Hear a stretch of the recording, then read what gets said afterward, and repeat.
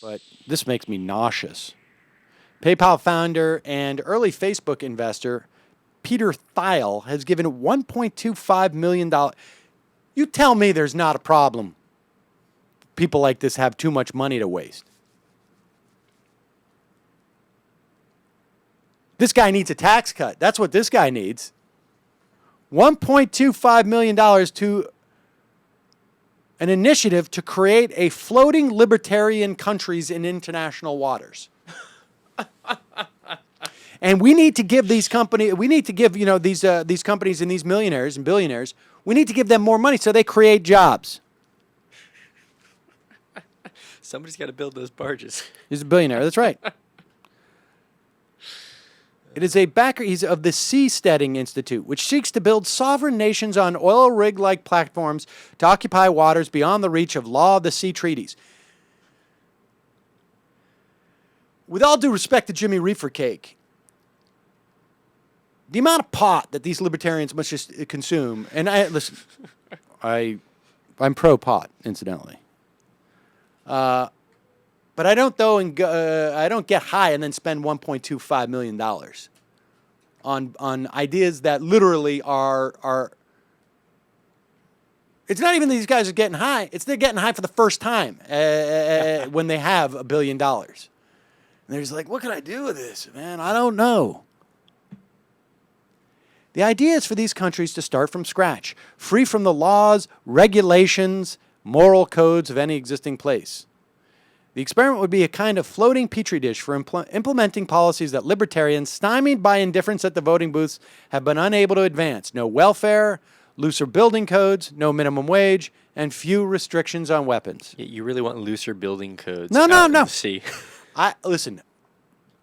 On one hand, I think this guy is insane. He's got too much money, but I would love to see this. You know, there's a place like that actually already. Where's that? Principality of Sealand. Have you ever heard of it? Is it floating? Yeah, this guy found a old World War II or something fort in the middle of the ocean, and he moved there and declared it a country. It's a population of 3 people. Oh, well, good for him. But you know what? I can't wait to see what happens. What do they do when pirates start coming there? I mean, what's it take until someone decides to attack this island? not much. And then they build an army, and then they're right back to where we are. Because then once you start paying for the army, how are you going to pay for that army? Everybody's got to contribute, right? Uh-oh, that's going to mean taxes. It's ridiculous. It's ridiculous. They plan to launch an office park off the San Francisco coast next year with a full-time settlements following 7 years later. Great. Enjoy. The technology sounds pretty cool, but the technology's the fine, thought and it's all of behind it. is The idea, it's just ridiculous. Yeah. It's just ridiculous. Libertarianism as an ideology is a joke. It is a joke. Give me 5 minutes with any libertarian, and I will show you why they are full of crap. There will be one or two questions that they refuse to answer or that they resent having to answer. And we all know what it is, right? I mean, oh, but that's hypothetical. That's in the past. So you do believe that people should be able to discriminate with their property. I own a restaurant, no blacks allowed. That's the libertarian ideal. Pterodactyl, no need to build an island nation to try Ayn Rand libertarianism. It's alive and well in Somalia. There you go. But if you're going to give it a shot, please, let's hope they take the rest of the libertarians with them. We normal people would be relieved to no longer have the conservative anchors weighing us down. Look, the reason why they can't go to Somalia is because there's already poor people there.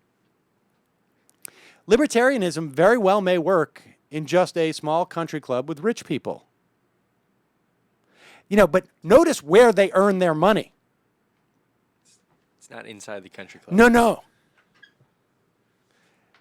They won't be making money in their little island. They'll be making it back here on the mainland. What they should do if they really want to do this thing right is no contact with organized society but theirs. Good luck to them. Good luck with making your living dependent upon the commerce you can create on your floating island. Good luck with that. They cheat even in their own ideology. That's what's so pathetic about it. They break their own principles all the time. It's completely arbitrary, and they do not admit it. They will whisper, we do need some type of safety net.